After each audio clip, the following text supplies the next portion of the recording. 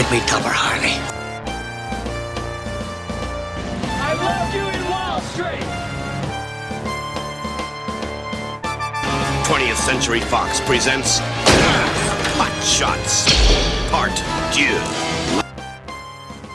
Welcome to The Good, the Bad, and the Sequel. This is a movie podcast where we're talking sequels and we do it in two parts. The first, an interview with an actor, someone involved that made the film worth watching. And the second, a discussion of the sequel, what they are right, what they are wrong, and how it could have been better. I hope you enjoyed last week's interview with another American Gladiator, Zap, Ray Hollett. So cool, amazing stories. The fact that she grew up in Wilkes-Barre, Scranton, PA.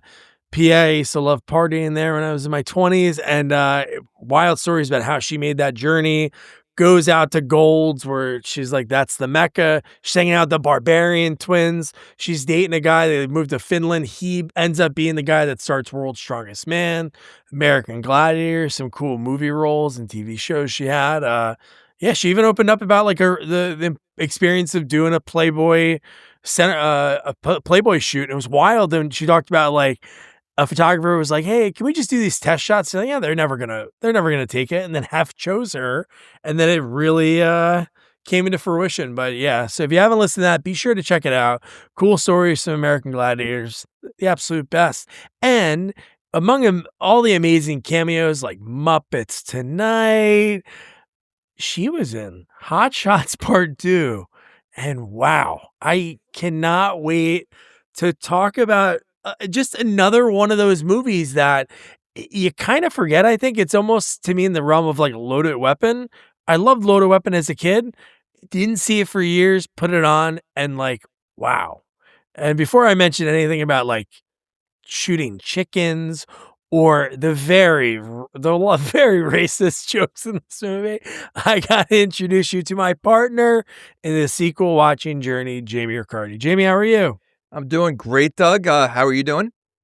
Doing pretty good. This is episode 396. So wow. In a month to kick off 2026, we're going to do our look back at 2025, reminisce about 400 episodes or 399. Can we skip it this year? Because nope. I mean, 2025 has been a rough year of movies. I mean, really. Somebody's got to win the golden sequel, the sequels. Oh, I got to tell you though, I mean, I saw this movie in the theater when it first came out, and man, I haven't seen it. I'm jealous. I'm no joke jealous because it's funny with this. Even like Airplane 2, even though you would think easily like, oh, obviously the people that worked on Airplane 1 like had some sort of hand in it, or but Jim Abraham, right? Jim Abraham's his name, who he was a writer and director of this. He wrote and directed Airplane, Mafia, like so many ton of movies. Scary Movie 4, Top Secret, Naked Gun, two of the Naked Guns, Police Squad, Kentucky Fried Movie. Like you think about it, it's like pretty nuts, like what he did. And this movie stands the test of time. 100%. And what I was going to say is, listen, I mean, yeah, obviously there's some of the jokes a little too silly. But overall, like I miss this kind of comedy. And, they don't make movies like this anymore. I think the new Naked Gun couldn't even get to this level because I feel like one thing that I noticed watching this, and this is one of those ones that there's obviously a plot, there's something going on. And I think it's pretty funny because we covered Rambo 3 last year, and that's kind of like the vehicle of this movie amongst with so many other movies that they spoofed. It's actually Rambo 2 that it's making fun of. Oh, I thought it was Rambo 3 because Krennic went in by himself. That was in Rambo 3. That is the only... Yeah, but Krennic didn't go in by himself. I mean, as much... like, he went with a team. No, this is more Rambo 2. He went in a team in this one. Huh? In Rambo 3, he went by himself. In this one, he goes with the team. Oh, okay. I thought in Rambo 3, he went with a team and he just got captured. I don't remember, but no. Well, I guess that's they didn't send an old man by himself. Is that a thing? I don't know about that. But anyway... Rambo, that's the only part of Rambo 3, but most of the movie is all Rambo 2. But the opening, the first time we see him in the fight, that's Rambo 3. Rambo 3. You're right. But the shooting the chicken, that's Rambo 2. Him on the boat, the whole boat scene, that's Rambo 2. The helicopter is Rambo 2. It's mostly Rambo 2, but There is some Rambo 3. Yeah, I guess so. So the beginning and end sort of are. I'll tell you right now, and after watching this might be better than the first one. You know what? I wanted to go, which I'm going to do probably tonight. I'm going to go back and watch the first one because I don't remember that one as well. And I'm trying to think of who are the other people in that one? John Cryer. Was Lloyd Bridges? Well, John Cryer. Oh, yes. Okay. And Carrie Hughes. Or you. Oh, yeah. Oh, he plays like Iceman, right? He plays Iceman. Okay. You know, I'll tell you, Lloyd Bridges could easily have been in Naked Gun. Like him and I'm sure it was between him and it has to be because yes, I mean easily. He literally was Frank Drebin in this movie, you know, and he does it just as well. Like, you know, again, Liam Neeson, I give him credit, you know, he was still funny, but like Lloyd Bridges was on a whole another level, right? You know, and I think Frank Drebin, I think he easily could have played the president. Leslie Nielsen, just like I think Lloyd Bridges could have done Naked Gun. Like I would have loved to see a comedy movie with those two outside of Airplane. Well, yeah. No, I wonder if they ever did. No, I guess not. But they were kind of interchangeable when it comes to, you know, the guys that did Airplane, if you think about it, because they did like Mafia. And in Mafia, like he was the main guy. And I'm sure like Leslie, maybe he was busy doing Dracula Dead in Love or something. But it seems like there's so many of these movies, like you're right. Like, but Lloyd Bridges, so good. There's a lot of great scenes in this movie. So good. Yeah, and you know, again, he's another one that I think started off as a serious actor, like Leslie Nielsen, and then to see him like you go back to Airplane. I mean, he was awesome, and he was so funny in Airplane. He had those one-liners, you know, and like he was just like so silly in that one. And I picked the wrong week to stop sniffing glue and all that stuff, and always like, you know, this is like, and Leslie Nielsen was kind of the serious guy in that movie. Very, you know, like I mean, well, he was playing. I mean, he was funny, but just the way he was playing it, but like. Yeah, I mean, this movie, I don't remember the first one. I mean, I remember the first one, but I think this one, like, I think it's hard to follow a spoof movie and make it as funny, right? I think it's hard to follow, you know, to make a sequel. And I think this does, if it's not better, it's got to be just up there. Like, it's not worse, right? A lot of times you would think it'd be worse. Like, you know, the scary movies, they're all funny, you know, but I mean, the first one is great. Like, I think the first one is, you know, the best. I don't remember all of them, but two's really good, dude. Okay. Two's when they're in the house and there's like the clown and they mock like the Nike commercial when they're dribbling the basketballs and what's name's in the wheelchair, Tim Curry. But no, one thing I gotta say is I don't know if maybe it is like Jim Abraham. If I went back and watched all of his movies versus the other guys like Zucker and everybody else from Airplane, like you can't stop. Like I got to the point that I couldn't write notes because it was like I was missing stuff, and I love the little background things, or there was like a random one-liner at somewhere in my notes, and I'm just like, this was amazing. Like it was so stupid, and it was just great. It was like watching live action Family Guy. Oh, you know what? You're right. And just take the first 5 minutes of the movie with Saddam Hussein.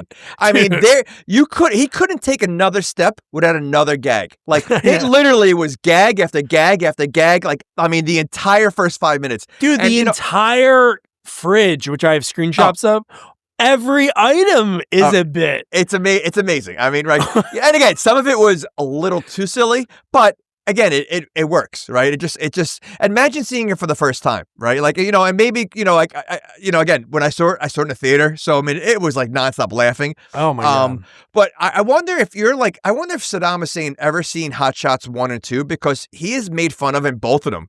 You know, he's in the first one also. He is in the first one too? Okay. I think he catches the bomb. Isn't that like, doesn't a bomb drop or something like that? I forget it. Honestly, I don't remember it. I just remember that one was Top Gun. This one's Rambo. Okay. I think he does catch a bomb at the end of the movie or something, or maybe it's Naked. I don't know. I thought it was Hot Shots, but like they really make fun of him in this movie. I mean, like, so, I mean, his speech when he's talking at the end. I mean, and he, you know, and then he sounds like Darth Vader, and then he starts like with a lisp. Like I mean, it's just like, I wonder if he ever watches and like, did that piss him off, or was he like, yeah, you know, it's okay. Like, you know, because he was such a, I really wonder if he was like really mad about it. Like he killed. I wonder how many times he played, oh dude, he has range, dude. Who? You're right? This actor who played Saddam Hussein, his name's Jerry Haliva. He has 6 credits. You ready for him? Hot Shots 91, Saddam Hussein. I told you. Hot Shots Part Deux, 93, Saddam Hussein. The Big Lebowski, 1998, Saddam. Mafia, 98 as well, Saddam Hussein. Oh, man, how about the movie The First $20 Million is Always the Hardest, 2002, Hologram, wait for it, Saddam. And last but not least, 2002, Live from Baghdad, Frank. Frank? Saddam. So you're saying he's not wearing a costume then? Like that's his face. Like he's not wearing a so he's not wearing a mustache or like that's how he really looks. Oh my god. That's dude. amazing. All right, he definitely has range. To date, like when somebody put this on IMDb. That's awesome. Crazy. That is funny.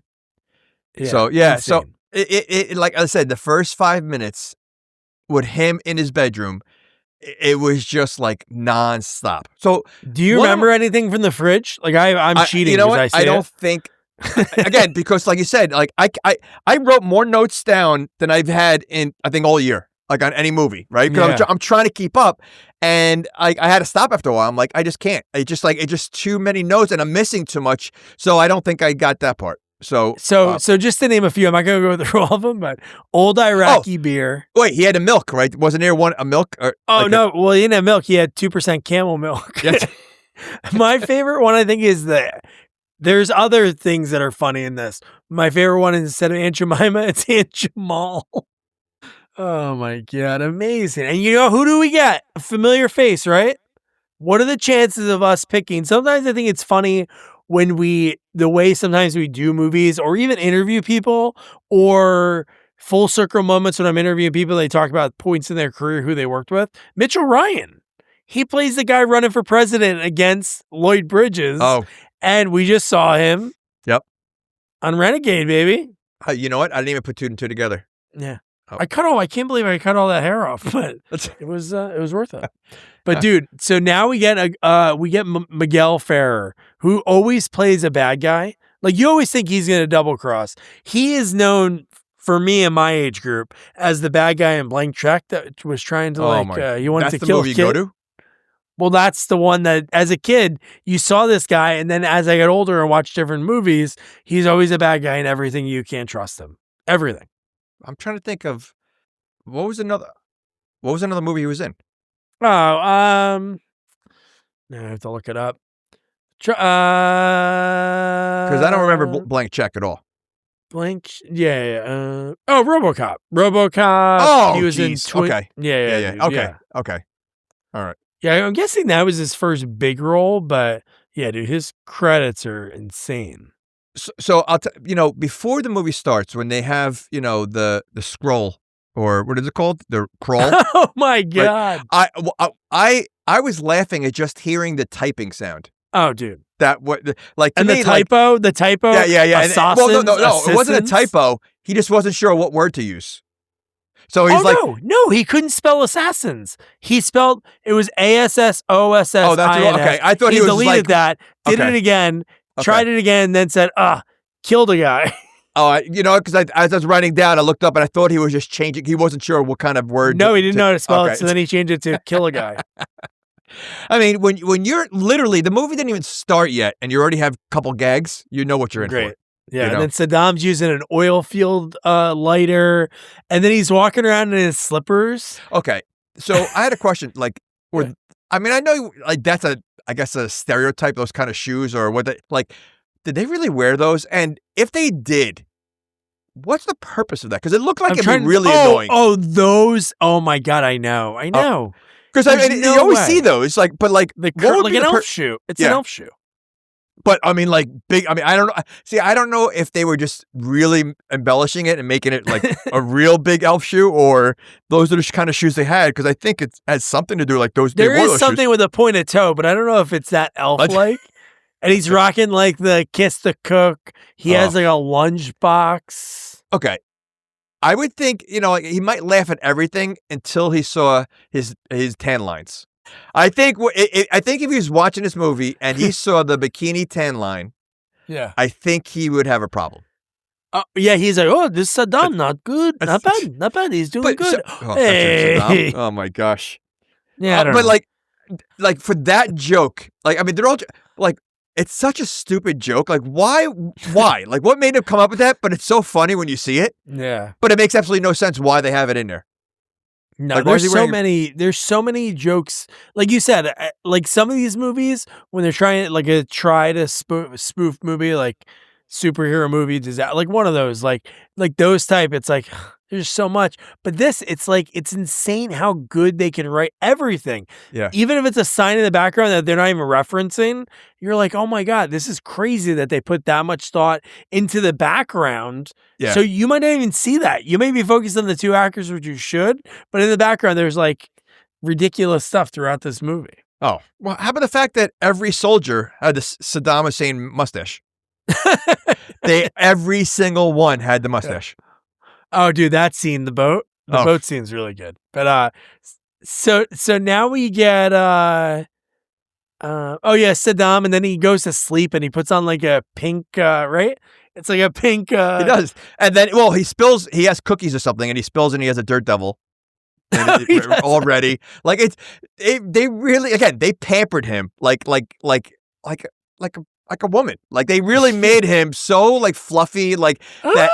Like I almost think they did it to really, like, honestly, like to piss him off. Like, you know, he's supposed to be this manly like dictator, and like, but they made him such a wimpy, like, you know, like soft like person that like he had to be pissed off seeing this. Yeah. I love when he just wakes up because he hears gunshots. So he just starts shooting a gun, doesn't know where he's looking. And like you said, the buffoonery with him, he does like his own little walk into the bug zapper and then turns from that, steps in a bucket. Like just all of these things are happening. He's shooting, he can't see because all he has is the sleep mask. And yeah, he goes to sleep with his hat on. Well, old-timey people used to keep the head warm. No, yeah, but they used to wear the again, I don't know if anyone really wore those, but I mean, did Grandpa Joe have one of those? No. Grandpa Joe, yeah. He did have one? Yeah. Okay. Yeah. Okay. Still the greatest thing in movie history. The fact that you're watching this kid's movie that's supposed to be like, oh, this is family, this is great. And this guy's been like faking he can't work for all these years. You know what? I wish they had at least one person, because there was like 7 people sleeping in the same bed, right? Like in Willy Wonka, like they were all like. Well, no, it was the parents and their parents. No, there was also like an uncle there. There was a bunch of people there. Oh, was there that many? Oh yeah, there was definitely a handful of older people sleeping in that room. Like they're all cramped. They had no money. I wish, like, you know, and they were all excited when he started getting up and walking and dancing. I just wish they had one person in the background, like with his arms folded and like pissed off, like just watching. The wife is like, and I've been shoveling the driveway for the last 20 You've been making me get your newspaper and making meals, and you haven't wiping your ass, and you haven't done anything. Like, yeah. Was it worth it to ruin your marriage, Grandpa? For Wonka candy? That really is amazing, though. If you really, really think about it. Like, it's, you know. So funny. It's the funniest thing. And he's like bouncing around.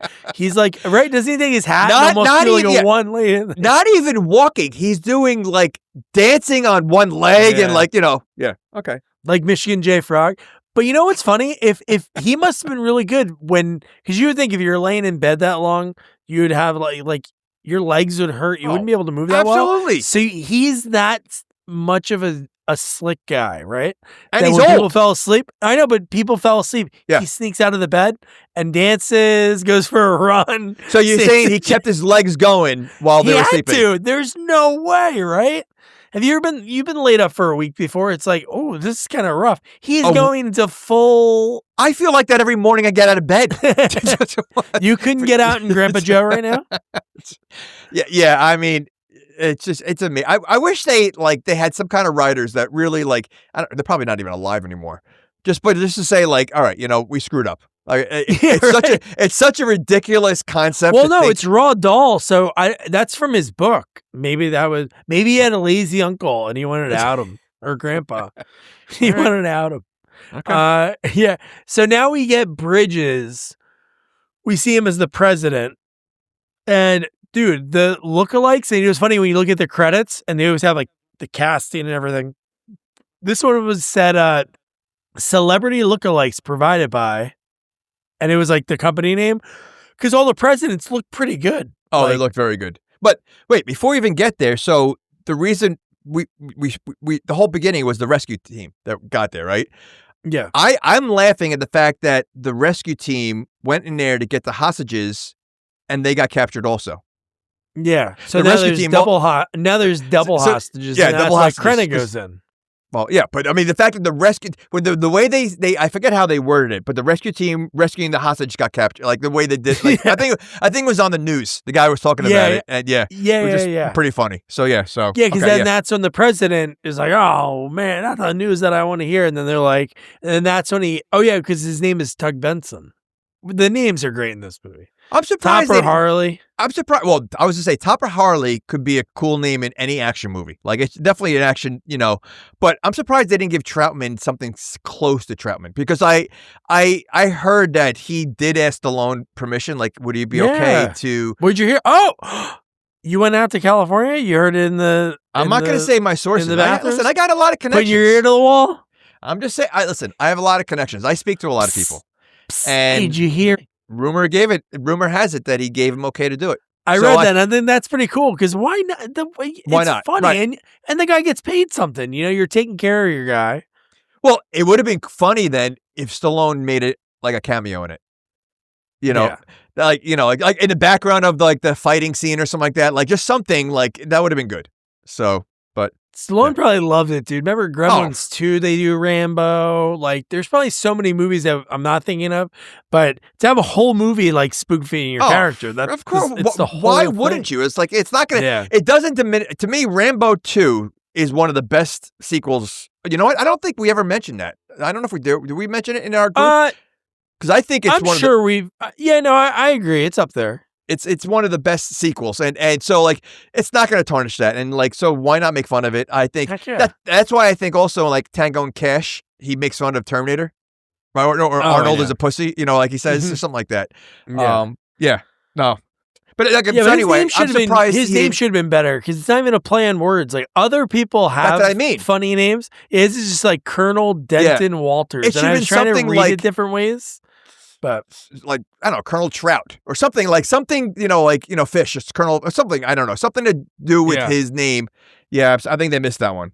But how about when he offers him a cookie, and then I wrote something down and I can't. And then he goes, "Young lady." Do you know that line? Oh yeah, dude.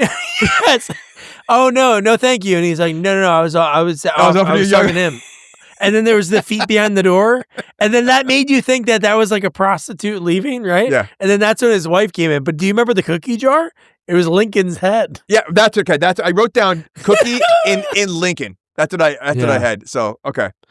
But yeah, dude, when Tug Benson, just to go back, they did like superimposed his face in front of all the living presidents together. And that was the oldest I've ever seen Nixon. But then they did from the faraway shots because they still kind of, they looked really good. And he's doing the shovel turn, throwing the dirt, and he knocks all of them out. And again, you took the slapstick for that scene. It like the timing of that's like old school Three Stooges stuff. While a conversation's going on. Again, that's not really what you should obviously be focusing on that, but there's sort of our characters are talking. But how about Brenda Backey in this movie?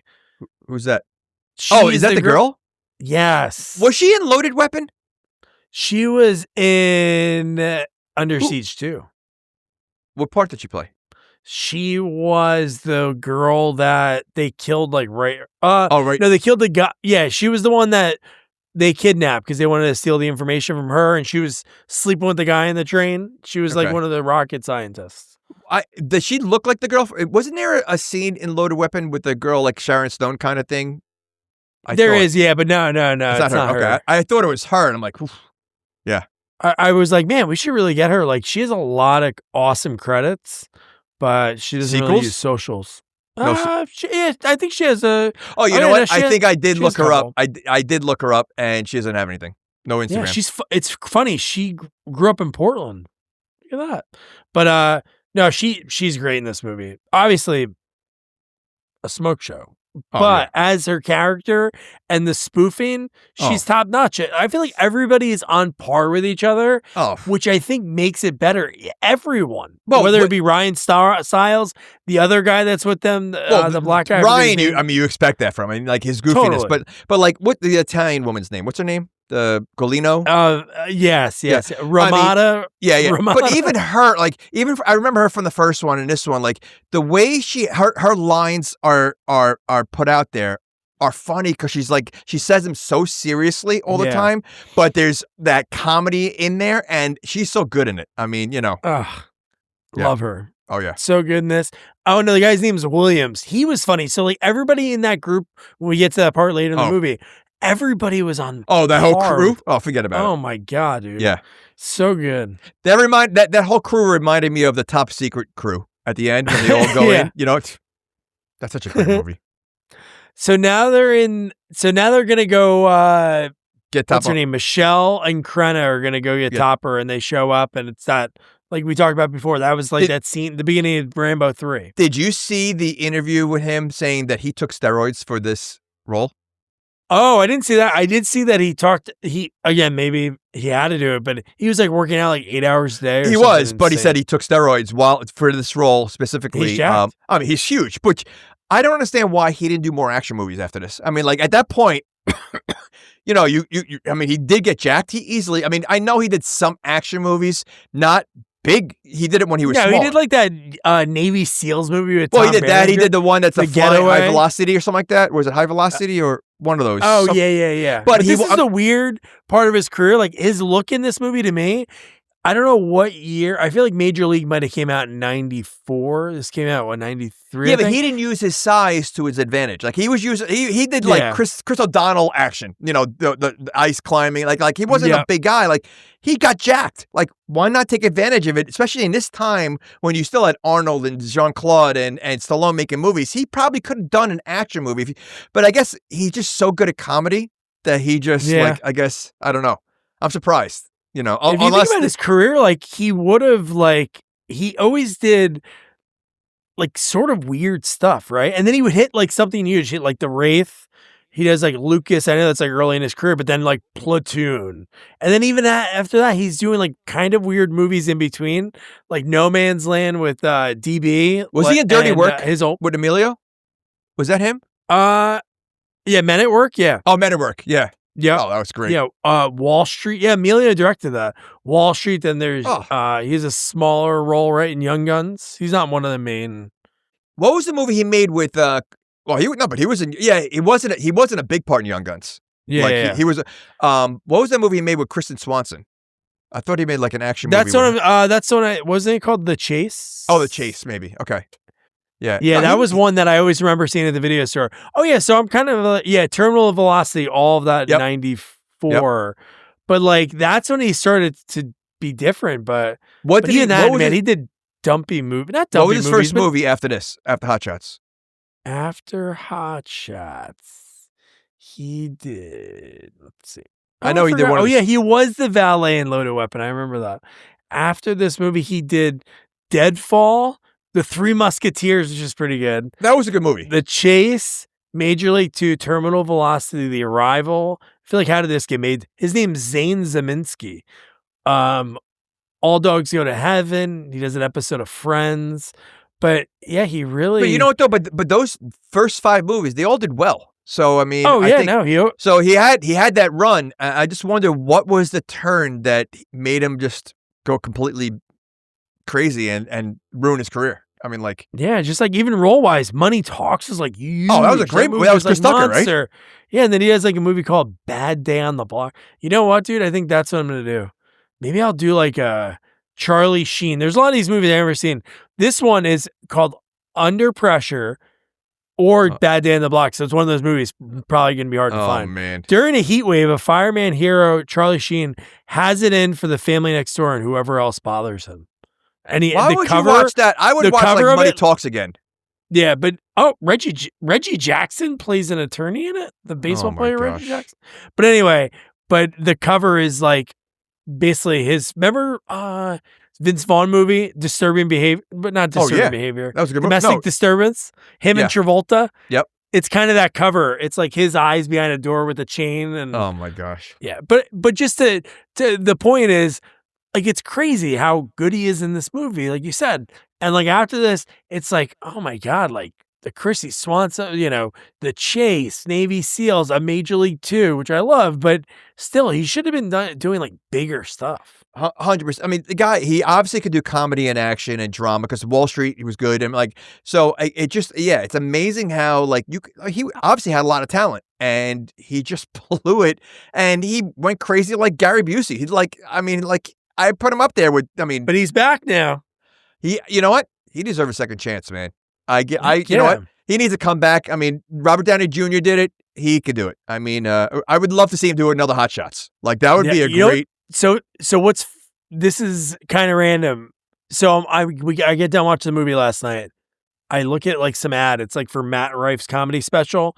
It's Culkin and him, and he's like asking him about people breaking in and Home Alone and blah blah blah. So anyway, somebody breaks in the house. He creeps over. Macaulay Culkin pulls a gun out, shoots the guy. They zoom in on the guy's face. And just because I just finished this movie, I go, holy shit, that's Charlie Sheen.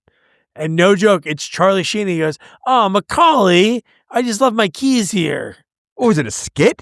It was a skit to promote Matt Rife's stupid comedy special. I'm like, dude, he's back, man. I hope so. He just came out of a documentary. I hope he's back. A book. He's been doing the podcast run now, but it's been, yeah. No, it would be great to see him. I wonder if are you still on his IMDb? Is there anything for upcoming? Does it say? You know what? That's a great point. I wonder, does he have anything upcoming? Oh, no, he was actually on that Bookie show for 3 episodes.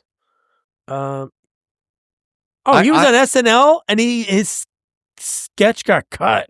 Oh, are you kidding me? You know what? I honestly think he needs to do, like I said, I think if he came out with a Hot Shots, everybody loves Hot Shots, right? I think Hot Shots was like one, I don't know if it came out, what was the last one? Naked Gun or Hot Shots? Like, what was this one of the last like spoofy? I mean, I know not another teen movie. It's a different kind of spoof. Scary movie. He crushed it in scary movies. No, he was funny. Yeah, but scary movie again. I feel like Hot Shots and Naked Gun are on the same level. Like it's a whole different kind of like spoof. Yeah. And I just think I think if he came out now with a Hot Shots, I think people would watch it. I think, especially now with Naked Gun coming out. And people are liking that. I think if he can come back as Topper Harley in another, I think it'd be great. He's on a show that's coming up. It's called Ramble On, and it says follows established stars looking to reinvent their careers. Oh, and also aspiring performers looking to make their own name. Dude, it's Doug Ellen who created Entourage, and he's in it. Emmanuel Chikri, his girl from that show. So it's basically going to be like an Entourage type. Did you ever see her? Freaking Johnny Drama's in it. You ever see her husband? No. What? It's like another scenario. He's like 20 years older than her. I mean, she's smoking and she still looks good. Yeah. And yeah. Oh, maybe this isn't a show. It's just like a Photoshop of everybody. Like all the people that might have been on it. Maybe it's like an interview show. But anyway, Martin Sheen's on it, which is great that he's still alive? Martin Sheen? Yeah, I don't know if he died. Yeah, I thought he died. I thought he died. He was just on Grace and Frankie. No, dude. He's got to be like 90-something years old.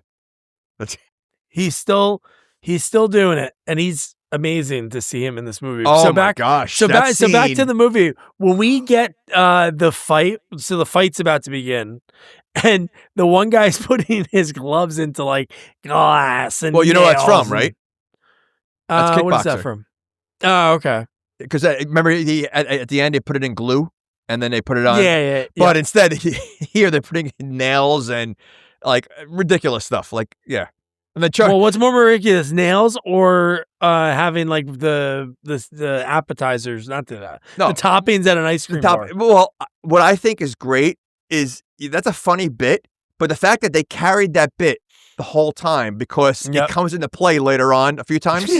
And so because easily, I think a lot of movies, like when they do a bit like that, they just forget about it. And they do the scene and because the bit was a 2-second thing, but they literally kept that bit in there and it came into play. I think the Reese's Pieces were stuck to his face when he punched them. Yes. No, it was great. Oh no, it was gummy bears. So we've talked about this before, like the things that are in movies and how they work. How about like the gambling at these kind of fights? We talked about that. Yeah, but I'm trying to think of what we were talking about it for. Renegade. Oh, it was last week. Renegade. Yeah. Oh no, no. We were talking about with those people. How the hell are they cool with the bet being called off and pushed to next week? But I was saying, like, how do you know? Because when you watch these movies, everybody's just handing money to the one guy. What am I talking about? Yeah, it was the same thing when they were fighting, when he fought the three guys in Mexico. Every movie, though, they do that. I mean, they did it in Bloodsport. Like, how do you know where the money's coming from? And how do you, like, there's no one's writing anything down. It's just. And this one, they're not even handing it. They're just shaking it at the ring. Well, they also were chanting gummy bears. They were chanting gummy bears. So I do love this place. It looks like it's in the middle of nowhere, but they do have a Subway, which is nice. They have a Subway, but why is he like? It's a gross joke, I guess. But why was he eating a pig snout? Oh, I know. And then it was like snot coming out of it. It was mustard. Weird. It was mustard coming out of the nose. Oh, the mustard. Yeah. But what was like? What's the inside joke to that? Just being stupid. I mean, like that was such a dumb. Like I guess they're like, oh, what would a Subway in a place like this serve? Oh, pig snout, maybe. I don't know. So stupid. And then I love the way the fight ends, right? And I was thinking, like, that would probably work if you were in an intense fight with somebody and you're looking at each other's eyes, and just like if you did Gucci, it would catch them so off guard. I've seen like clips. I don't know if it was on like Instagram or TikTok of like these guys, like obviously they're creators and they're trying to get like for the views. So the one guy like started a fight with this bigger guy and like in the streets. So the guy's ready to fight him. The guy took his clothes off. And I've seen that. And the guy's like, he started laughing. He goes, "What are you supposed to do about that?" Like, so I think they reminded me of that. Like, if you start tickling a guy, I mean, how do you not laugh? Like, all right, this guy's not serious. I mean, so that, I mean, I don't know if I would try it though, because if you get that one guy who's not ticklish, right. And then he just starts pummeling you. I mean, some people are not ticklish, so that might work for like, maybe 80% of the population, but the 20% that are not ticklish at all, you're going to get your ass kicked. So here's one joke that was really subtle, and it was funny because I was trying to figure out what it meant, and I thought for so long, and then I was like, oh my God, that's very racist. But the fact that there were Raker girls there instead of Laker girls. Oh my gosh, yeah. Oh my gosh. That is pretty funny though. Oh my God, that was pretty funny. Good. So what about the knee to the groin and he has walnuts? Oh, and it's been I mean that's such a like again like slapsticky kind of I think did they do that in Dumb and Dumber? Maybe when he does that fight scene. Oh yes, at the restaurant. Yeah, was it walnuts? Yeah, I think so. Okay. But dude, that's great. And then another great thing. Remember after the fight, they're following Topper, because remember he like walks right back to his house where we see Bob Vila, which is amazing. And we get like all these monks, and then the one turns, look at Brenda Becky's ass, says, Well, and then that was the start of the gag, because then in the back again. That's what I love about these spoof movies. Like, Naked Gun did it so well too. But like, you have the main scene right up front, but there's so much going on in the background that you're not even focusing on what they're saying in the main scene. You're watching the background, and in the monks, so they're all lined up and they're all doing tricks and flips and like, I mean, like ridiculous, just and trying to impress her while the main scene's going on. Like that's genius, because if you could take away from the main scene just by having background actors, like it's a win. Yeah. Oh my God, dude. And then they're trying to convince, hey, we have to go in there, we have to get these hostages, and then he's like, I don't know, I'm here now. This is my life. And she goes, if you change your mind, here's my 900 number. It's $5 a minute, but I'll waive the charges. And then what I thought about right away? I was like, it's funny, the 900 number, that's like OnlyFans. You got to think people pay how much for these OnlyFans? How do you know that? Do you see how much these women make? No, how do you know 900 is OnlyFans? No, I'm not saying it's OnlyFans. I'm saying that's what it is nowadays, the equivalent. Back in the day, you call 900 number, you'd pay $5 a minute to talk to someone. This one, now it's like the new version of that. So you're saying that the sexual sex hotlines are the same as OnlyFans? I'm saying that there's no way they exist, right? Do you think? I remember, I think joke. So. I can look at my phone right now and remember the numbers. Is that you always call and it would let you go, like we were kids. It would let you get to the point to talk to somebody because that person wants to convince you to stay in the line to get it, and you just have to hang out. Did your parents ever say, Doug, what are these calls that you're making out? I'd never go over. I knew when to hang out. You knew when to stop? Oh yeah, as soon as they started talking, it was like 45 seconds. I'm like, not even close. So you basically get close to it. You talked to the operator for 2 seconds and then you hung up. So you didn't and even we'd get laugh, to talk. and it'd be the funniest. Be like, hey, press 1 if you want to talk to Victoria. And they'd be like, huh? If that's the sound of Victoria that when you're calling, that's the voice of Victoria, you're calling the wrong number. It's a wrong number. But I remember it was funny, all of the names, if any of my buddies who used to do that with are listening, maybe you can text me.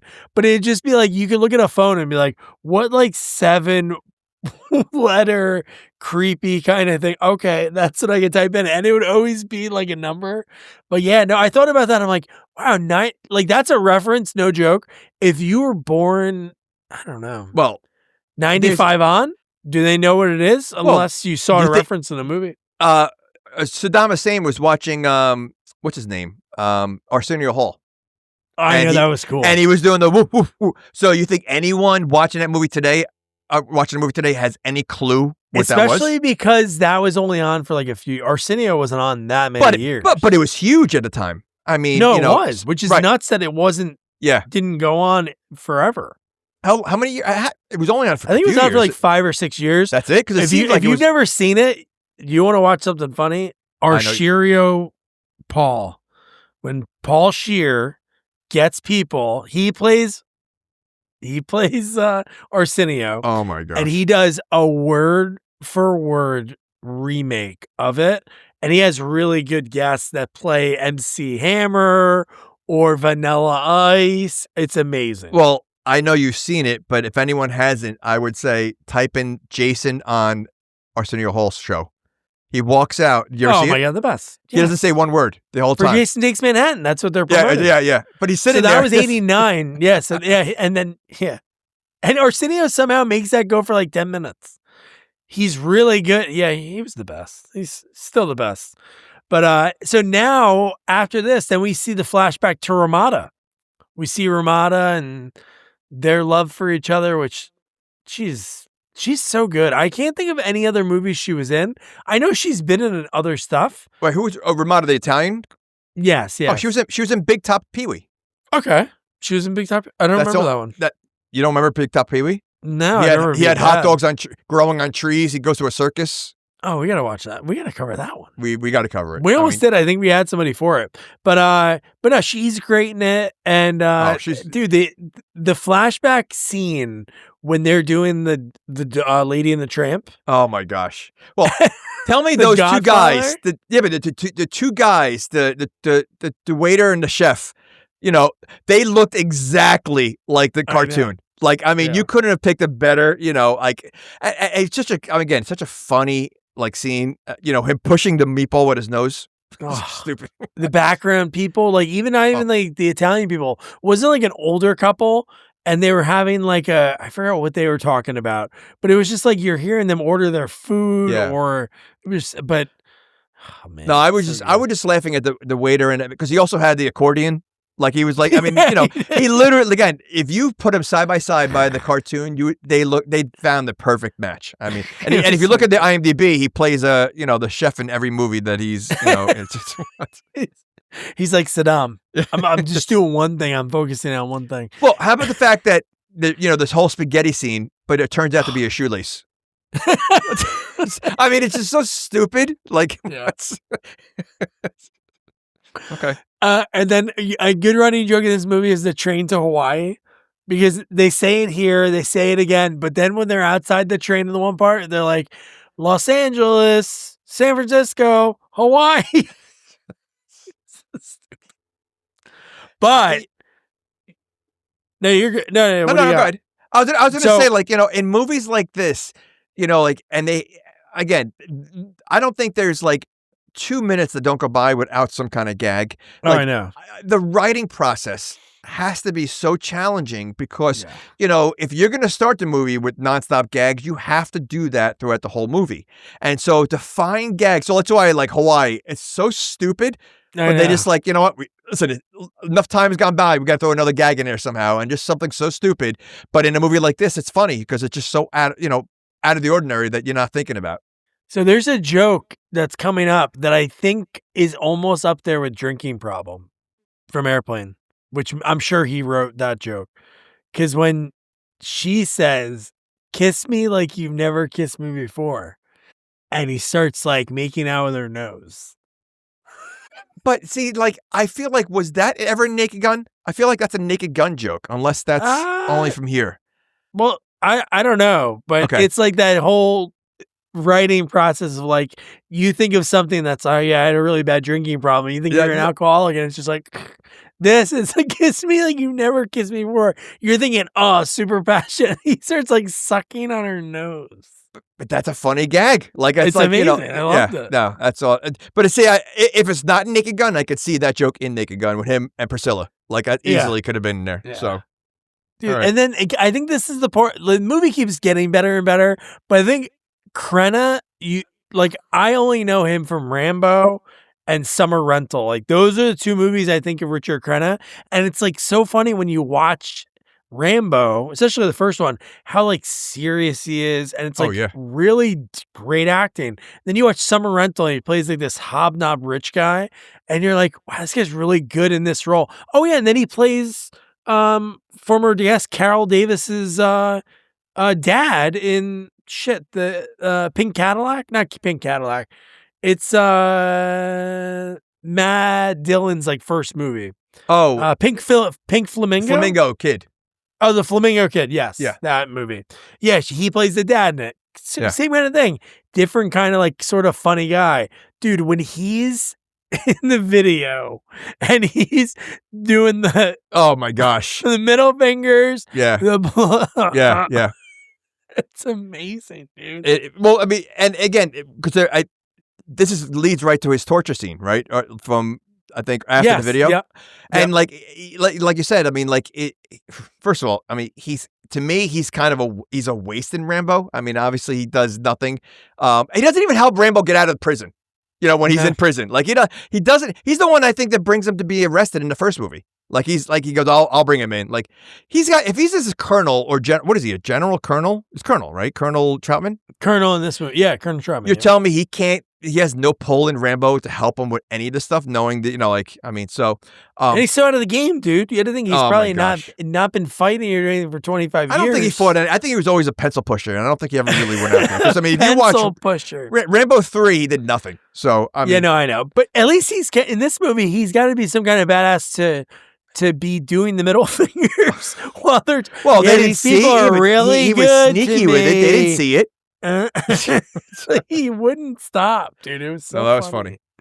I loved it. And then the president of Japan, great character actor. He's been in a million things. I always remember him from Dude, Where's My Car? He plays the guy that owns like the suit shop. But that whole scene is ridiculous, right? Gosh. Because he doesn't know. We saw it earlier. The president doesn't know who his wife is. And then he makes comments about his wife to the president of Japan.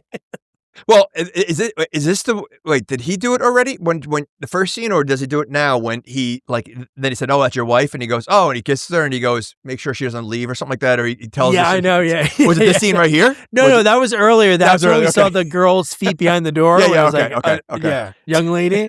Yeah, that's when he's like, yeah. That's your wife, sir. Is this the dinner scene you're talking about? Yeah. So, they're making fun of Bush. Because when George Bush went to George Bush Sr., when he went to China, he threw up on a table, I think. I don't remember. Yeah, he got sick or something like that. I'm almost positive he threw up or he got sick. So I think that's why this whole scene of the whole getting sick was So that's what they were making fun of. That makes it even better. But I think when he does his speech And Oh, again, my gosh. so over the top when he talks about losing his tongue in the war. And there isn't a body part that he didn't change. Like, he's literally a robot. I mean, the way, and the best part is he's so serious. He's so serious when he says this. Like, it's not. I know. But the way he's and what else does he say, right? Because he licks the water and then he starts talking about something else. Doesn't he say something racist? Well, he says and then people start leaving. He's got a Labrador tongue, right? From a dog. No, yeah, he's a Basset Hound tongue. But he starts lapping the water. Yeah. And then he says, like, I think something like racist. And then people start getting up. They're like, hey, I'm gonna get out of here. You're like people in the background, like just saying, yeah, I'm gonna get out of here now. Yeah, I don't remember. Oh man, we're gonna get to my favorite part of the dude. Oh my god, it's amazing. So we get the basic in sync leg kick, and then how about like his line when his Topper shows up at the dinner, and Topper says like, oh, I know what I can get you as a gift, and you're thinking like obviously like an oil can, like I just think of remember Dan that we worked with that jerk green. Oil can. You would always do that bit. So that's all I thought about. But so it ruined your movie. It ruined the scene for you. It kind of did, yeah. Oh but my gosh. The limo, dude, this is top 10 all time, right? You know, I mean, again, talk about such a spoofy scene.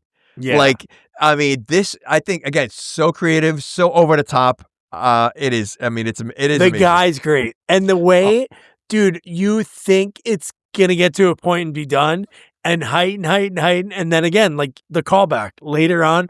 But when you see him start like eating the popcorn.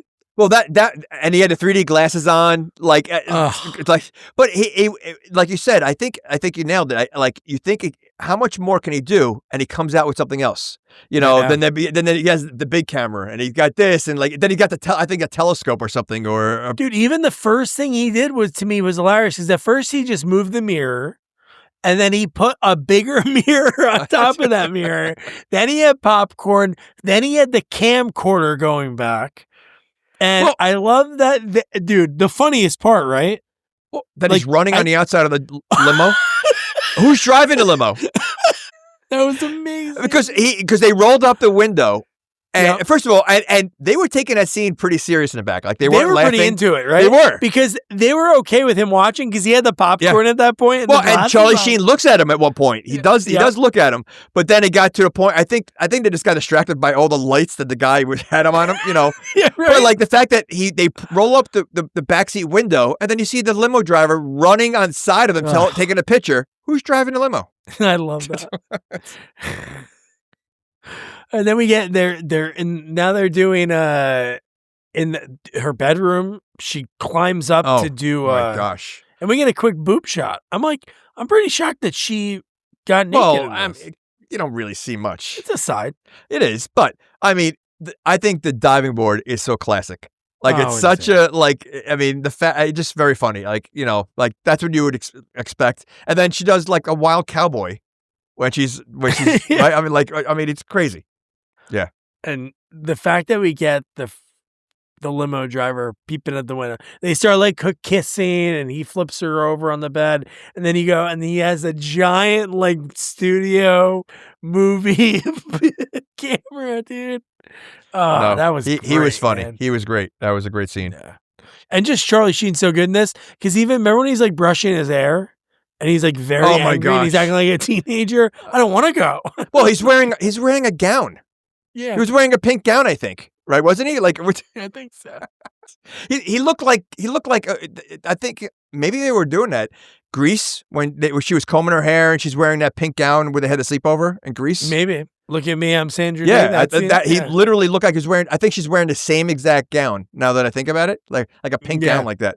Oh my god! But he's just like a little angry teenager brushing his hair. Yeah. And then she talks about and then that's when she goes, "There's somebody else, right?" And he has the flashback of when he got stood up on the train. How about that joke too? Bored. It's in the board. That's like to me that was like a top secret joke. Like that was just complete like silly but to me that's the kind of fun. Like I love that when you're not expecting it and then you see the obvious right in front of you. Yeah. Oh my god, dude. How about the card? How about the card that are you Topper Harley? And she gives him the card and it says, I know you're expecting me to show up today. And then it like had like sad tears coming out. It was like a puppy dog. It was like some kind of animal. Oh my God, dude. Ah, amazing. And then when they arrive, again, another amazing joke. How about the dangerous stunt? The helicopter landing real low and the one tent going up and a guy's naked? Well, wait. First of all, wasn't it a toy helicopter, the first one? Like, it looked like... No. It kept going back and forth. No, wasn't there a scene with a small toy helicopter? In that same scene, they kept going back and forth. No, but you see it land and you're standing next to it. Yeah. It was a toy. It was a toy. Like it was. Yeah, but then they ended up getting out anyway. Yes. Then they cut to them getting out to make it like even more confusing. But how about when what's his name walks up? He says, which one of you is Michelle?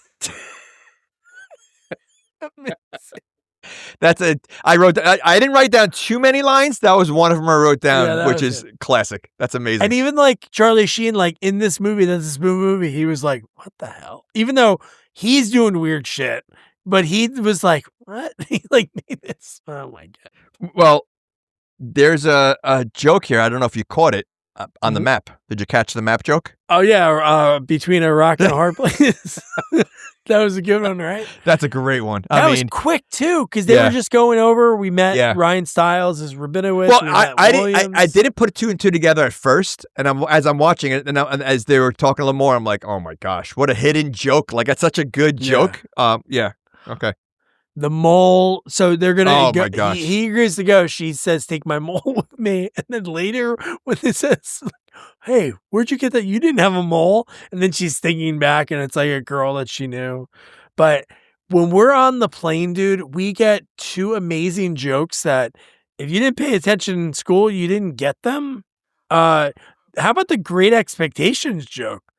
Oh, Great Expectations. I think it was okay. Oh, yeah. And then Geronimo. Oh, I wrote that one down. Me.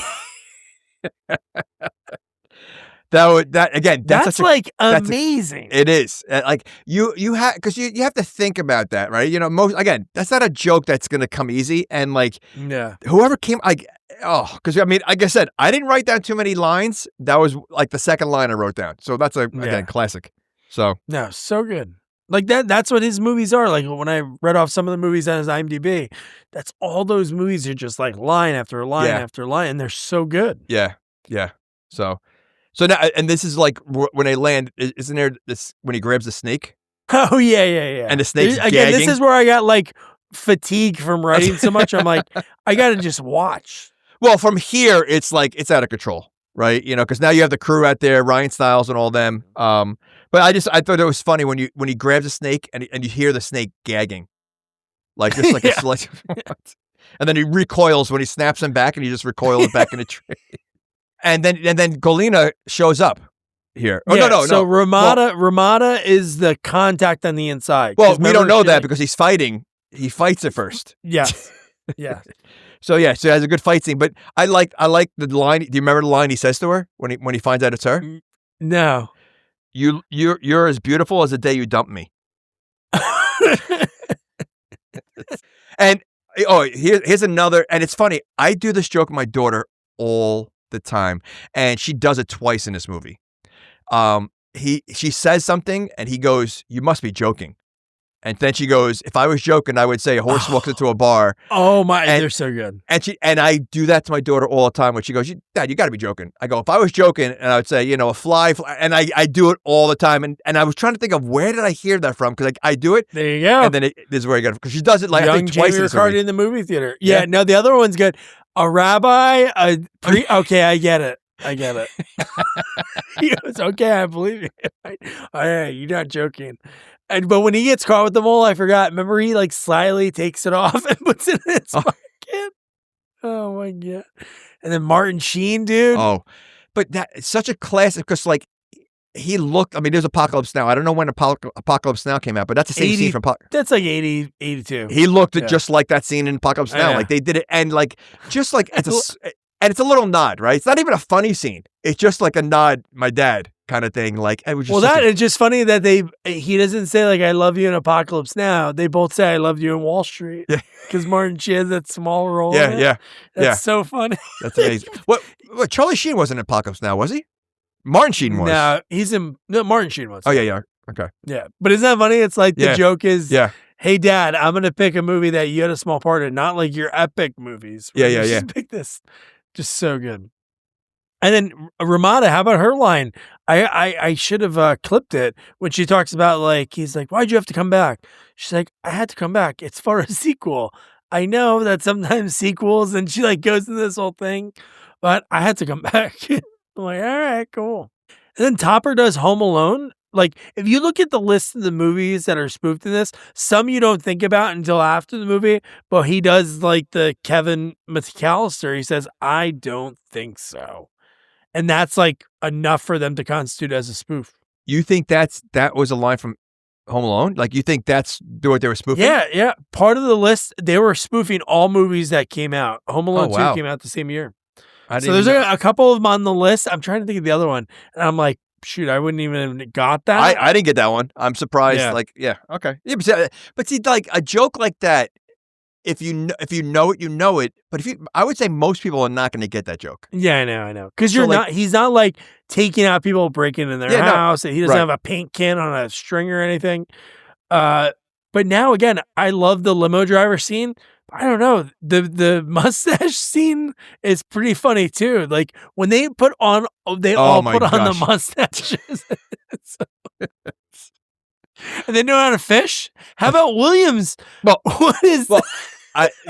Okay, so when they have all the mustaches on, which all look ridiculous, even Galena, I keep calling her Galena, but she has the mustache on.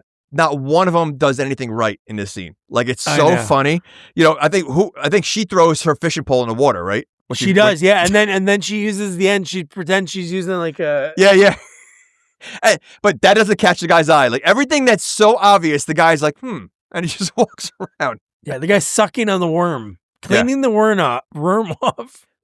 But what was it that gave him away? What was it was the he said she something. Went into the ladies' room. Oh, that's right. Oh, yeah. That woman has a mustache. Well, do you remember the scene in Rambo though? Like, I mean, that scene kind of came up in Rambo when they were trying to like pretend like nothing was going on when they had this other boat come on, and I forget what gave them away. It wasn't the bathroom though. Yeah, I thought it was funny when he went to like 3 of them, and one of them. First of all, not one of them knows how to fish at all. You know. Yeah. And the guy's line before he realized what was happening, he goes, "What a pretty man." And then that's when it's like, oh, and they start shooting. And then Topper becomes like John McClane in A Good Day to Die Hard. Guys are just standing in a row, synchronized diving. Well, first, Ryan Stiles is shooting in the wrong direction. Oh, I know. Yeah, they had to turn him around. Yeah. Like, I wonder how much of his role was improvised.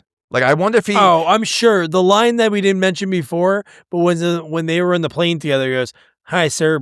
Rabinowitz, what was he, bomb expert or whatever it was?" And he's like, "I hope to blow something up for you one day, sir."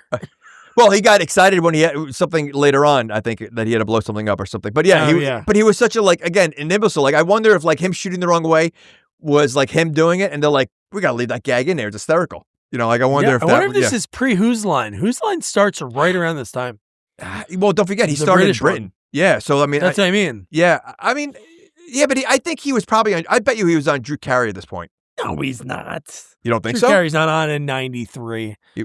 What was he on that they grabbed him to be in this movie? I mean, you know, because he really didn't make that many movies. So... Let's check it out. Ryan Stiles, IMDb. How about when you said Charlie Sheen is shooting everybody like Die Hard. Yeah. You notice that he jumps off the boat. When he's shooting everybody, it's literally up to his ankles, the water. The boat's in the same, he's literally standing right next to the boat that's floating in the water, but he's standing the water's up to his ankles. I know. It's so funny. Everybody just, the way they dive in the water, even the way Ramada does, she's like, ah. Yeah. So his career, He was on the Hitchhiker TV series in 86, so he was an actor first. He was on Gary Shandling's show for an episode, but in 91, he got Hot Shots. Just like that. That's what it was. And he played Bobo the Clown on Who's the Boss. Parker Lewis, 3 episodes. Mad About You 2. Oh, so he was a TV guy. John Larroquette, 3. Okay. A bunch of stuff. And then Drew Carey, 95, that starts at 2 years I never watched a Drew Carey show, but I mean. 232 episodes. Was that good show good? Great show. Oh, I haven't watched it in a long time, so I don't know if it held up. And then it's funny, I never thought about it now. The connection, all those years later, 2.5 Men. He's married to the ex. Who? On the show. Ryan Stiles is married to Charlie Sheen's Sheen's on 2.5 Men too? No, not Charlie Sheen's ex. He's married to John Cryer's ex on the show. He's on the show also, like a regular? 30 episodes. Well, I mean, also on Drew Carey's show, he had, I think, 3 or 4 Who's Line people on his show. I saw, like, I remember seeing clips. He always has a bunch of people on there. Yeah. But no, that's funny. All these years later, it's like, hey, we're auditioning for this part. And it's like, oh man, I worked with him on 2 Hot Shots movies. And that's pretty funny. Interesting. But yeah, so now we get, his weapon was pretty cool, right? When we we're not there. we're not on, I'm sorry. No, so now you see the president again, and he's sharpening a pencil in his ear. With his, I think oh my God. Yeah. I just love that every part of his body is just not his own. Like, it's just ridiculous. So, no, and then she's fine. Wait, I smell a rat. Was it? I wrote down, I smell a rat, and then she found the mole on the floor. So I guess she puts it in her little purse. Yep. Okay. So now Ramada does pull a Scooby-Doo in this movie. When Topper's like, I'm going to go here alone. You guys stay here. Oh, that's right. She's right behind him. And then she's at the bush already. Like, or she was right. Yeah, but she shows up right behind him though, like, or something. Yeah. Okay. Oh my gosh. But how about she starts to explain the truth about like Dexter, and the way she's describing it is the creepiest thing ever. He was her teacher. No, she goes, I always admire his persistence when he used to come down to the schoolyard, and then even still went after me, even when my parents had a restraining order on him. So it's like, wow, Rowan Atkinson, which we don't see enough of him. But I don't even know if was he at the Bean level at this point. Bean, I'm sure, was on. I would think so. And like he had Bean was a long time in Britain, so I would think so. And I remember the old ones on PBS, so I definitely felt like I watched him around this time. But again, he should have been in this more. Yeah, no, I agree. He was funny in his. But I forgot he was in it, and so like it's a nice surprise to see him. Oh, you know, like because I forgot, like and so I think when people are not paying attention, and then you see him there, because I want to say when I did see this movie, I don't think I knew who he was. Right. So, I mean. Oh, I'm sure. Yeah. So I don't think Bean was big here. He was probably still Bean there. But did you see that he's coming out with a new show? Oh, no. The B show was great. Man vs. Bee was awesome. Well, it's Man vs. Baby. It's coming out like in February, either like next month or like February. Oh, yeah. It's another series? Yeah. The trailer's out already. Oh, sweet. Yeah. The trailer's out. Because Man vs. Bee was great. So, oh, my God. It was amazing. Yeah. So, yeah. Man vs. Baby. It's Man vs. Baby. Oh, that's cool. So that's great. So after she tells that story, then that's when we get, right, they get ambushed again? Yeah, and now we get all the ridiculous guns. My God, dude. His boxing glove weapon that somehow can go out, punch, come back, and then it sails off on a guy. You have one, I wrote a few of them now. You have a death by tie, so he killed someone by their tie. Oh, yeah. Then not one, I guess the knife had a wire cutter. You see that one? Like when he was cutting the... Yes. And then the bazooka that splatters him against the wall. I like the banana fight. The banana fight, and then the peel my gosh. Saves him. Well, how about the hammer gun? That the little hammer goes. Like you think about it, like this is again, they were spoofing Rambo. Like, how do they come up with like, all right, we're not going to use real bullets. We're just going to come up to the corniest, ridiculous guns, like silly guns that we could think of, and like it works. It's just so stupid. Like it's so out of the blue of having these guns. And you again, just like most of the jokes in this movie, it's like boom, boom, boom, and then it's like we're going to go so over the top, and the chicken. Oh my God! Like, okay, if you think about that, it's such a stupid It really is. Like, it's so stupid. But the fact that this chicken is through his chest, like, it was funny. But that's from Rambo too, right? That scene. That's in the second one. Yeah. Okay. So we're like 50. Maybe there's a few more Rambo 2. There's definitely way more Rambo 2. But because the whole boat scene is Rambo 2 also, and the torture scene was Rambo 2, and so. But yeah, and then I have another one. Eye poke. Did someone get eye poked? Oh yeah, wasn't it one of them? Yeah. No, it was the 2 fingers out of the gun. It was the eye poke. Yeah. Ridiculous. Oh, and Krenna, again, like I talked about earlier, like he is really funny. The whole getting the keys to him. Oh my scene gosh. was that was 6 gags in there. I mean, like first it hits his nose, then it's like poking his eye out, like it's like the guy's still sleeping. Then it turns the radio on. Yeah, I love when he has to step out of the cage to get the keys. Oh my gosh. And then he steps back in. But what wakes him up? The mouse. A little sneezy mouse. And he's it was just a little. I mean, he even pokes the fan, I think, and you hear that fan noise. Yeah. Like, I mean, like everything possible. Like again, it's such a funny gag of like typical, right? And it's just so funny. Yeah. And the mouse, and then the guy wakes up and he says hamburger. Did you notice that? It's such a random, like, why? Why did he say hamburger? Like, it's just so stupid. I honestly, I rewound it. I'm like, did he just say hamburger? And I rewound it again, like, because I wasn't sure. And yeah, he says hamburger. Not sure why. Oh my God.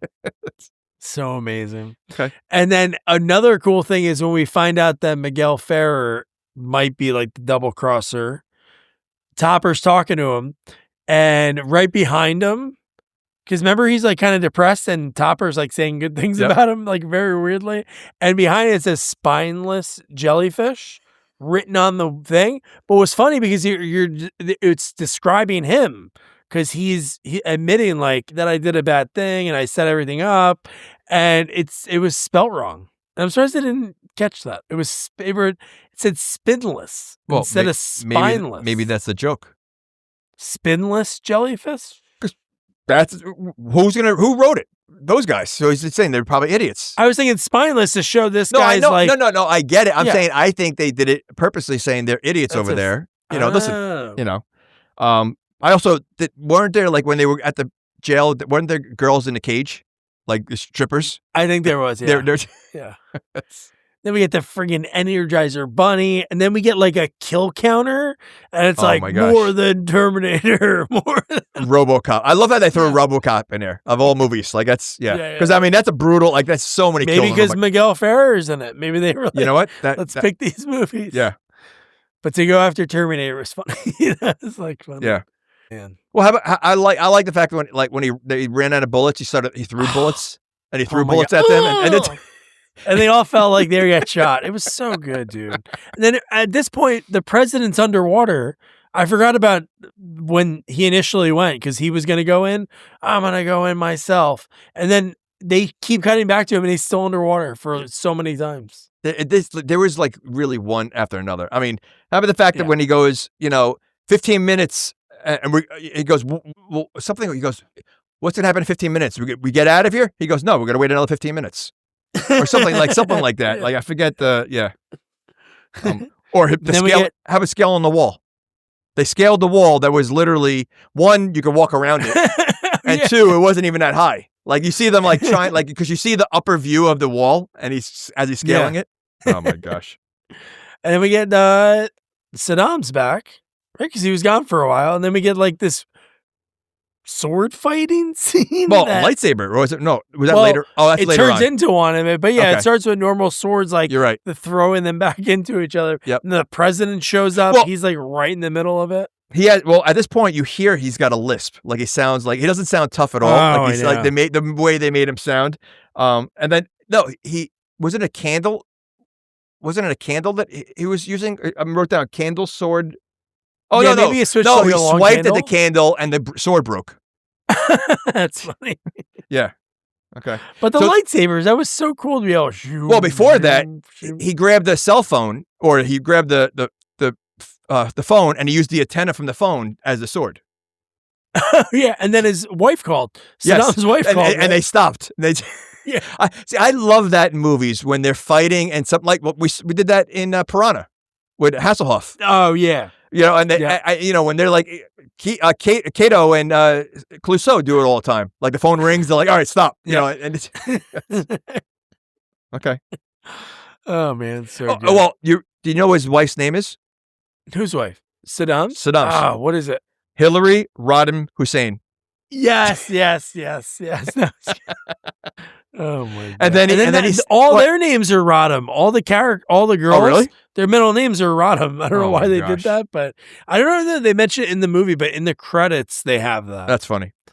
So they're still fighting with the cordless phone and the sword, and then what's his name? The president stabs him, but the cord goes in. The antenna goes in when he stabbed him. That's when the lightsabers came on, because he had nothing else. And that's when Topper sneaks away, right? Well, first you have Darth Vader. When the lightsabers came out, he sounds like Darth Vader, and then he clears his throat, the old famous clear his throat, and then he goes back to talking normal because he takes his inhaler. Oh yeah. And then Topper finds Mr. Bean, who's Ramada's husband. Yep. And I love it. It's like, we gotta get out of here. Come on, let's go. And he goes, I can't walk. Why? They tie my shoelaces together. And Topper's like, oh no, or something like he like how awful. Yeah. And doesn't he have like weird requests, right? Remember when he's carrying him? Doesn't he say like, well, he wants a drink of water. So he's like, he brings him to the water fountain and he's like, oh, can you go a little lower? And like, he's just, oh my God. Amazing. And then Ramada, this is when she, like, when they all meet back up, she knows that Huddleston is evil. They went to high school together and she had the mole in her pocket. And she took it out like so quick. I would think you would get lost in there. Oh, that little tiny mole, of course. And then, what's funny? As a kid, I do remember this movie. I don't know, maybe this is one that was just played on cable a lot or something. But I feel like I thought the American Gladiators were that they fought them. I for some reason in my head I had this vision of Zap on the joust, or going against someone. That's what I thought. But they just got pushed off. She got knocked off the cliff pretty quick when they ran past them. Yeah. But that's so cool to have that in this movie. Well, this shows you how big it was back then. I mean, oh my God. Insanity. It is. But and then we get some really cool for a movie that I don't know what the budget was, but spoof movies aren't typically large. I think it was like 25 or 30 million. Oh, was it? I think so. But I'm saying like the Terminator thing looked pretty good. Oh, that looked good. You're like, all right, this is pretty sweet. But I forgot this movie, but you knew the minute like the dog and him both froze and broke apart, and then I'm like, all right, something's gonna happen here. Like I knew, but I forgot what he looked like. You nailed that, dude. You nailed $25 million budget. What do you think it made? I think this movie was big back then. I would say 100. 133 million. Wow. Talking about so then I'm surprised they didn't make a third. I know. I mean, that's a huge profit. I mean, like, how do you not make a third movie unless Charlie Sheen is like, I wanted more money, like, which he probably did. But that's crazy because, that's a huge profit. And Naked Gun made 3. Like, so, like, you probably could have made a third one. Yeah, no, 100%. It's crazy that they didn't. That's why I wrote Hot Shots Part Deux, because I'm like, it's insane. Usually when those movies work, you're going to go right away, like, to the next one. But yeah, then at this point, there's not the only thing was like Saddam, didn't he look like John Candy when he's Barf. Mog, half man? Well, he's Barf, but I'm Mog. I'm half man, half. I'm my own best friend. Yeah. But, dude, and the way Dexter died, if only you could be together, but I'm married now, so I have to be with him. All right, let me take a step back. So stupid. Like, it's so silly. And he's still taking pictures as he's falling. I know. Oh, these are going to be great, right? Because he wants to sell them. Like, and you hear like the echo of him going down, and oh my God. And and then again, the one thing I love about this movie, again, just like Airplane 2, once I found out Jim Abraham, all the connection, I watched the credits. Oh my gosh. There's a lot of funny things in the credits. the names that they sometimes throw in there, and like it's like I just wish they had. To me, like this is a kind of movie that I would love to see in like bloopers as the credits going. You know, like I think that, you know, like how they do with Cannonball Run and everything. Like I think, you know, spoof movies, like they did it at Liar Liar, you know, like when certain movies, and I think this would have went really well because it's so funny. Like I can't imagine being on set, even as like camera people and lighting people, because, you know, you're trying to do your job, but like the comedy is just so funny. Like, how do you not laugh? How do you hold it in? Like, you know, like, yeah. It's insane. Like I can understand serious movies, but it's like you can get like, wow, this is so great. But just comedy, especially like in this, there's probably a lot of riffing 100% involved too. Yeah. Or if you've never read the script, I don't know if the lighting guys are getting the script for like blocking. They show, hey, this is where we need stuff, but maybe not the dialogue or why you're going to. No, it's got to be challenging. It was so good. But the random fun facts, there was one like Richard Crenna invented tartar sauce is one of the fun facts. Another one was like, there was a sports one. But anyway, my favorite one was at the end. It said, pop quiz. Who was the art director? What does Don Miljovic do? What character said, you yanking my crank? Oh my gosh. That's funny. Like that's the end of the credits. That's hysterical. That's awesome. But man, so before this is something I love this other podcast does. It's called Blank Check. So it is funny to just look back at it of what came out that same weekend. Like what is in the theater? Like if you went to when you were at this movie, what else could you have seen at What the year time? did this come out? This is May 21st, 1993. Okay. So I was a freshman in college or sophomore in college. I was like between freshman and sophomore. So. Yeah, so but not to go crazy about the movies that are in there, but the top 10, I'll start with 10 and go up. 10, Groundhog Day, Benny and June. Some of these have been in the theaters for a long time. Sidekicks, Lost in Yonkers, Indecent Proposal, Posse, Dragon, the Bruce Lee story, Dave, the two that were premiered this week, Hot Shots Part Deux, and Sliver. Okay, so I picked the right movie to see that weekend. Yeah, I mean that list. Honestly, that's like an awful list. I mean, I've seen every movie there, but I mean that's not a great weekend. That's not a great. I mean, no wonder Hot Shots made so much money. I mean, think about it. Like you know, with all those movies there, like I can't imagine Dave making that much money, and you know, Lost in Yonkers. Dave did 7 million. Hot Shots 10. Sliver 12. Wait, Hot Shots did 10 the opening weekend? Opening weekend, yeah. Back then, I guess. So you know what's kind of sick saying that, and it ended up making 130. Well, so that means word of mouth. That means it was getting the next weekend. I don't want to do this too long, but the next weekend had Menace to Society premiered, Super Mario Brothers came out. Oh my gosh, Made in America. I don't remember that one. Isn't that the one with what's the Edward name? James Olmos in prison? Made in America. Is it? I thought it was the one. Ali. No, this is Whoopi. Whoopi and Ted Danson. That's right. This is the movie I think where he put on blackface for. Like he did a. Well, he did that at a roast. For Whoopi. But I think it was around the same. They started dating from this movie. And the movie that kicked ass that week, even though it made American at 11, Cliffhanger. Oh, 20 million the next week. I saw that in the theater too. Nice. Yeah. Lithgow crushing it. But yeah, I think I know the answer to your question, but this has been a while that you're going to say what this 3-letter word. Would you recommend somebody watch this movie? Without a doubt. I mean, again, this is, I mean, I could watch this again 2 months from now and I'll still laugh. Right. I mean, like, and this is a good movie to watch. Like if even though you've seen it with people that have never seen it. Right, because then you could relive like the jokes with them. Like my kids had never seen it, so I wanted to watch it with my daughter, but she wasn't around. Like I would watch it with her because we could laugh and I could explain some of the jokes. But like I said, I think like this is one of the last few spoof movies that were just like the jokes were like I said, I think Not Another Teen Movie is a different type of spoof. It doesn't have the jokes like this. I don't know what you call this, but it would have to be.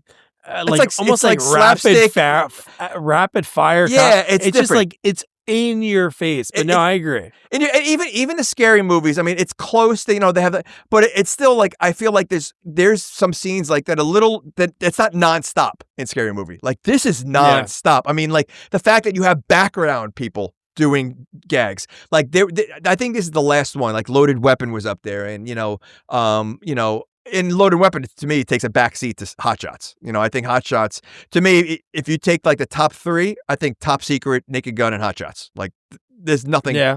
I don't think there's any other spoof that can touch these. So yeah, there's probably some I can think that, but no, those are definitely up there, like for sure. But yeah, no, I definitely recommend this movie. It was so much fun just to, again, how many of the background jokes, everybody crushed it. I think nobody mailed it in. I think that was so good about this movie. Everybody was on par, and it was great. So, yeah. So that was Hot Shots Part Deux. Next up, we're going to be covering, again, this is a series that I like a lot of these movies. This one I have not seen. So I've only seen the first one. Oh, you got to watch. Before you watch this one, you should watch the second one. It's really good. Doesn't have Kevin Bacon, but as everybody else, really good. It's crazy to think of Reba McEntire did the Christmas in Rockefeller Center last night, and she's the wife of the dad from Family Ties in the first one. She gets eaten by a worm. What was the worm's name? Why are you giving it away? You want me to watch it, and now you're going to spill it? And now I'm not watching it. That's the original. She's in the original movie. Oh, I don't remember. Okay. So I got to watch the original one now.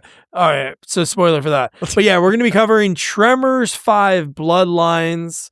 And we're talking to a South African actor. So it was really cool to talk to somebody on the other side of the country, trying to time it with him. But he was so much fun. The other side of the country? Other side of the world. Okay. Other side of another country. Doug needs to go back to geography class. I took that in college. It was fun to take it. Okay. But no, it was cool, like trying to time it out. I had to do it, not like it wasn't as crazy of a difference of talking to people, like when I interviewed that guy in like China or Thailand, whatever he was at. But no, he was a lot of fun because he kind of got an acting. He did it early on, and he was something he didn't know he wanted to do. Landed on a show that was super popular. Then he just really kept at it. And now he's in some movies. He was in Rebel Moon. He was in Elysian with Matt Damon. So he shot some scenes with Matt Damon. And he was just in a movie that just came out called London Calling, which looks awesome with Josh Duhamel. I got to watch it because it looks cool. Brandon loved working on it, so I want to check it out. Also, District 9 he was in. So his credits are great, so I'll put that in the IMDb. So Brandon Arrett, it'd be really cool to talk to him. It was such a cool chat because he had such passion for it, and it was weird. Maybe people get jaded in the States sometimes, but there it's such a budding new film, like kind of economy. And he has a studio he started. He's doing a lot of films, so it'll be a lot of fun. So don't forget to review, rate, share our podcast. Follow us on all social media at Sequels Only. Don't forget to check out our website, sequelsonly.com. Good night. Good night. Good night. Good night, guys.